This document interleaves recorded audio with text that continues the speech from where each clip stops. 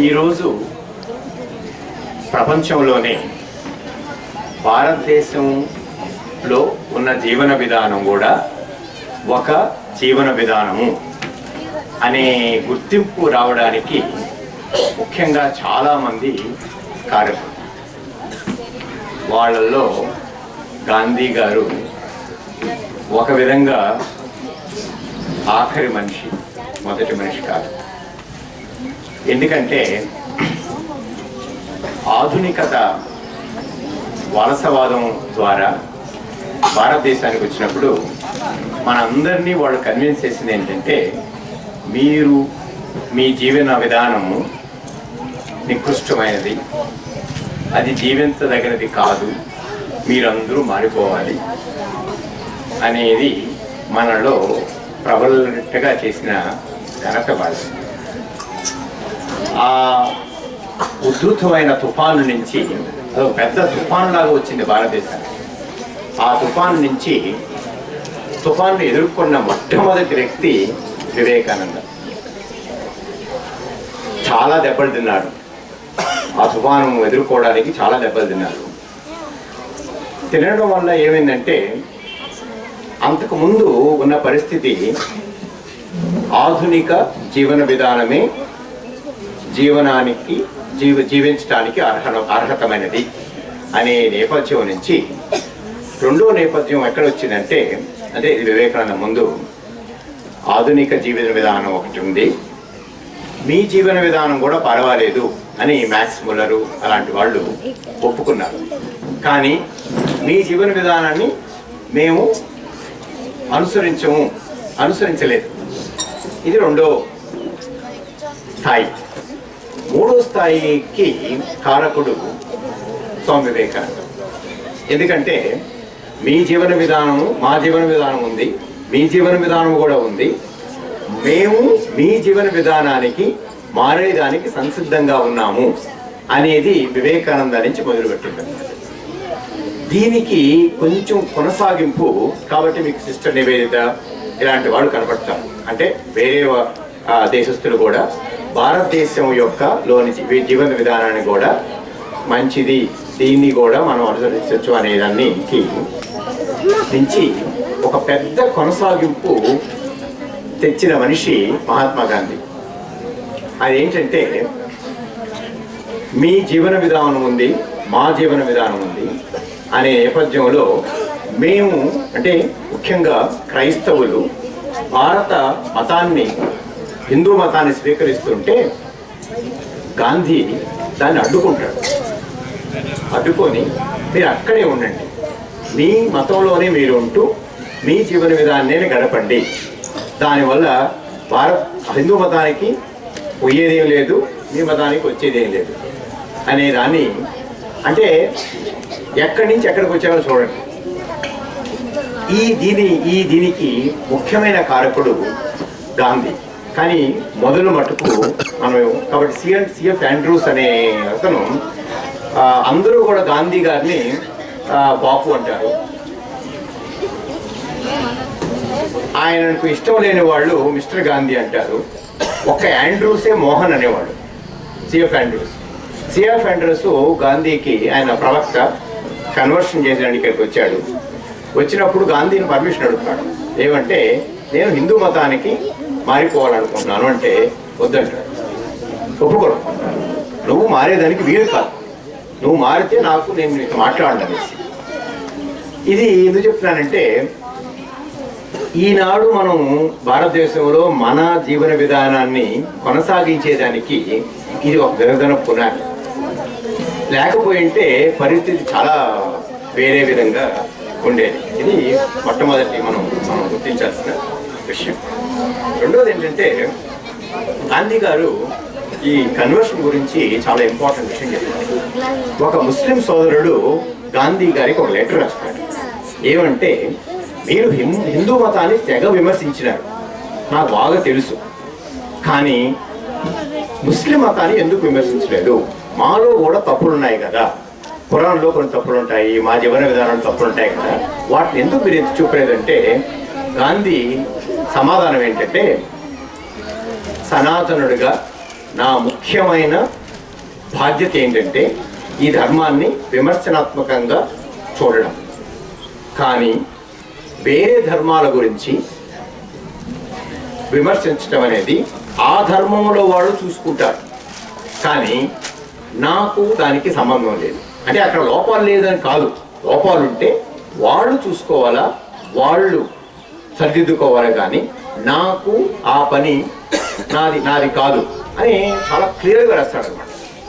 అది దాంట్లో ఇది వెనకాల చూస్తే మనకు ఈరోజు ఈ సర్వమతము ఇవన్నీ అనుకున్న దానికి ఇది ఊరికే ఏదో వాడు వేరే అని కాదు, వాడు వేరేనే కాదు, వాడు చాలా ప్రాముఖ్యం, నాకు చాలా ప్రాముఖ్యం. ఇంకొకటి ఏంటంటే గాంధీ గారు, మామూలుగా గాంధీ గారిని 2 విధాలుగా గుర్తిస్తాం.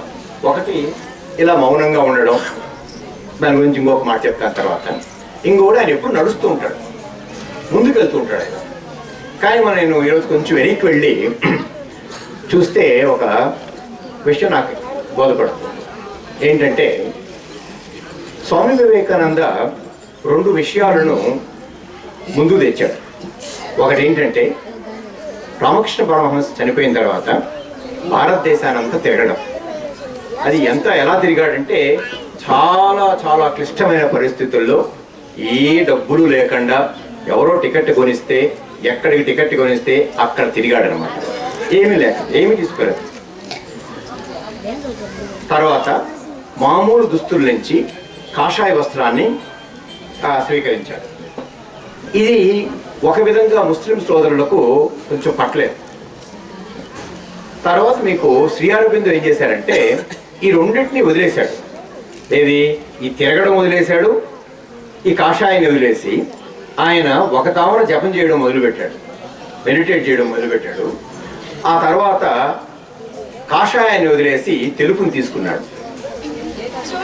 గాంధీ గారు ఏం చేశారంటే వివేకానంద నుంచి తిరగడం తీసుకున్నాడు, కాషాయాన్ని వదిలేశాడు. శ్రీ అరవిందో నుంచి ఒక తావన కూర్చొని ధ్యానం చేయడం వదిలేసి తెలుపుని తీసుకున్నాడు. తెలుపుని తీసుకొని ఆ తెలుపును కాషాయంతో ముడిపెట్టాడు అన్నమాట. ఇది మనకు ఈ వెనకాల జరిగిన పెద్ద రిహార్సల్స్ అన్నమాట. కాబట్టి మనం గాంధీ నడక, గాంధీ తెలుపు, కాషాయం వెనకాల ఒక పెద్ద చరిత్ర ఉంది.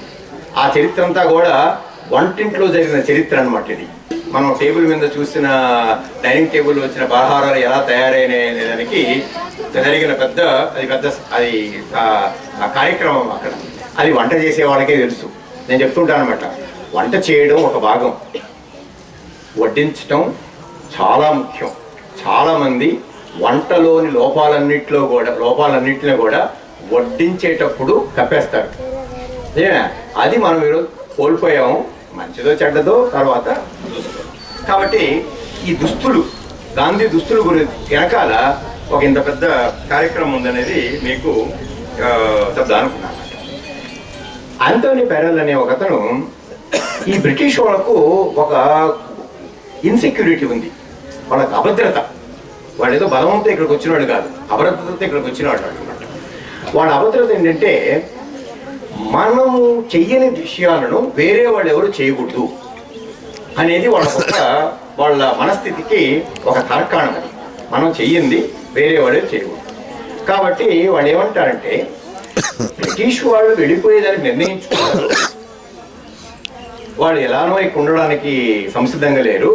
కాబట్టి గాంధీ వాళ్ళు చేసిన ఈ స్వాతంత్ర సమరం అంతా కూడా పెద్ద గొప్ప విషయాలేం కాదు, వెళ్ళిపోతున్నారు కదా, వెళ్ళిపోయారు కాబట్టి వీళ్ళు చేసిన తక్కువ అని కించపరుస్తూ చాలా చాలా రచనలు చేశారు.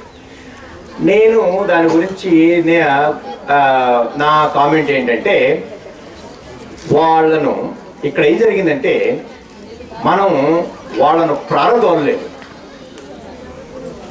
బ్రిటిష్ వాళ్ళని మనం తరివేయలేదు. మనం ఇక్కడ ఏం చేసామంటే వాళ్ళని సాగనంపడానికి పారదోలడానికి చాలా తేడా ఉంది. ఇంకొకటి ఏంటంటే వాళ్ళు వెళ్ళిన తర్వాత వాళ్ళు వెళ్ళిపోయారు, వాళ్ళే నిర్ణయించుకుని వెళ్ళిపోయారు అనుకుందాం, ఆర్గ్యుమెంట్ కోసం అనుకుందాం. వెళ్ళిపోయిన తర్వాత వాళ్ళు వెళుతూ వాళ్ళు ఇచ్చిన దాన్ని మనం స్వీకరించాలి కదా. ఇక్కడ మనం స్వీకరించకపోయింటే నైసర్గికంగానే కాదు, మానసికంగా ముక్కలైపోయేది ఈ దేశం. ఎందుకంటే స్వీకరించకపోతే అది కింద పడిపోయిండేది.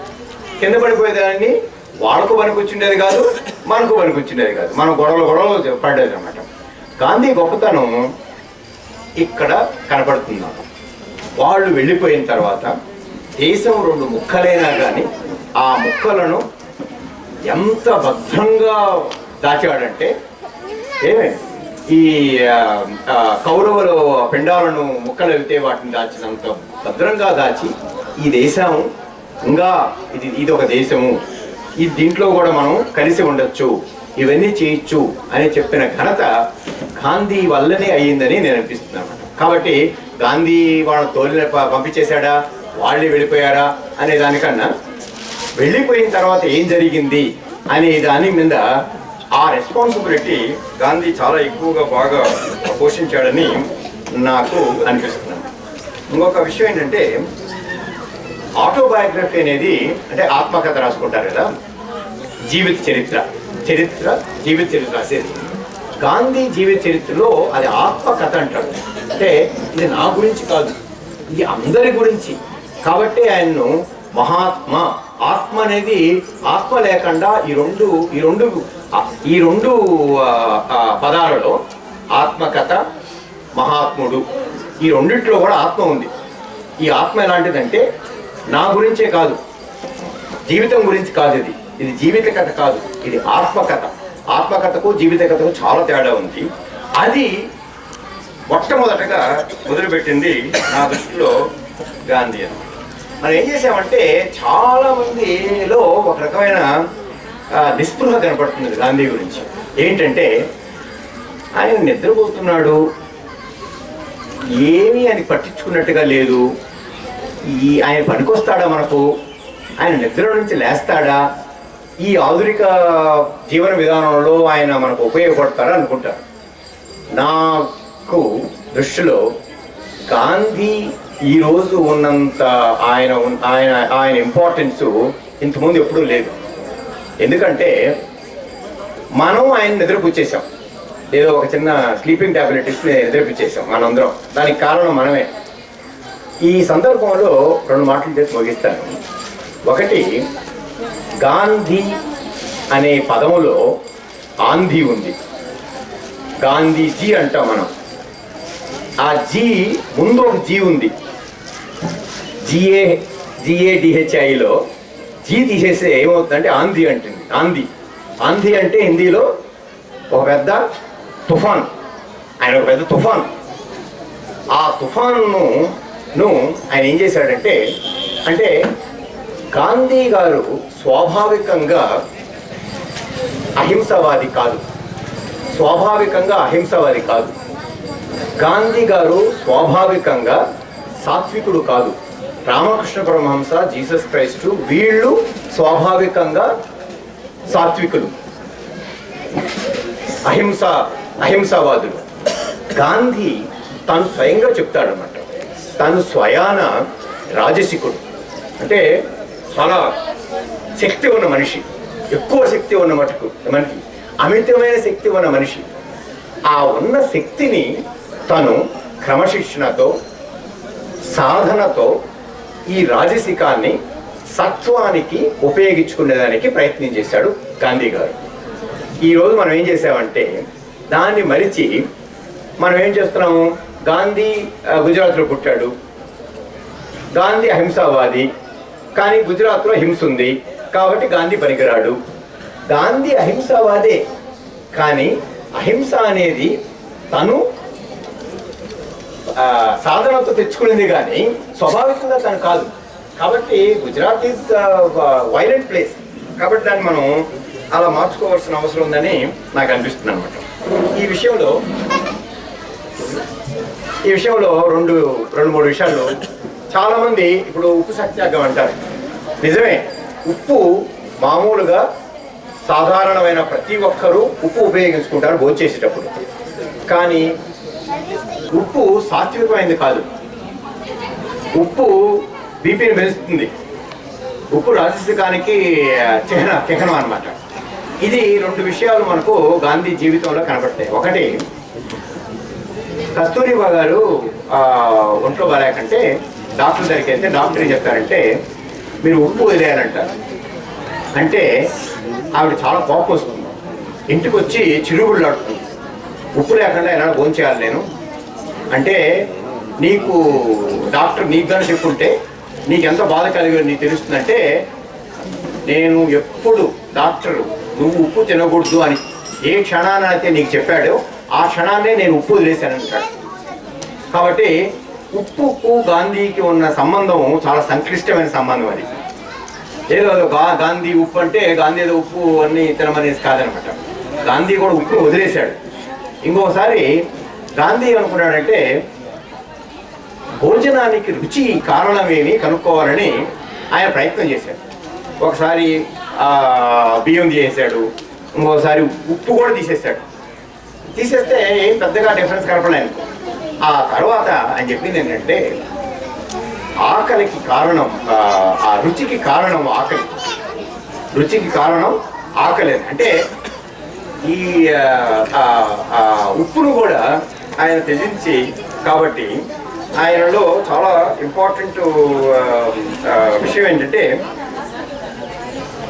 ఇంకా లాస్ట్ అహింస అనే దాని గురించి మనం ఏం చేస్తామంటే చాలా వరకు అది నెగటివ్ కాన్సెప్ట్ అంటాం. గాంధీ గారు కూడా అంటారు ఇది నెగటివ్ కాన్సెప్ట్ అని. కాకపోతే బుద్ధిజంలో ఒక సూత్రం ఉంది, ఏంటంటే knowledge consist of not doing what it is but what it is not. అంటే ఇది ఏంది అంటే ఇది కంఠద్దాలు కాదు, ఏది కంఠద్దాలు కాదో అది దీని అర్థం. ఇది ఎన్ని కంఠద్దాలు కాదు, ఇది కుర్చీ కాదు, ఇది టేబుల్ కాదు, ఇది సముద్రం కాదు, ఇది మనిషి కాదు, ఇది మనిషి కాదు అంతా. కాబట్టి ఆ దృష్టిలో చూస్తే నాలెడ్జ్ అనేది, జ్ఞానం అనేది అపారమైంది, దాన్ని తెలుసుకునేదానికి వీలు కాదు. అది తెలుసుకోవడం అనంతం అనే దాంట్లోనే నాలెడ్జ్ యొక్క ఉనికి ఉంటుందని. కాబట్టి అహింస అనేది నెగటివ్ కాన్సెప్ట్ కాదు, నాకు పాజిటివ్ ఉంటుందని ఈ అవకాశం నాకు ఇచ్చిన నాకు ప్రత్యేక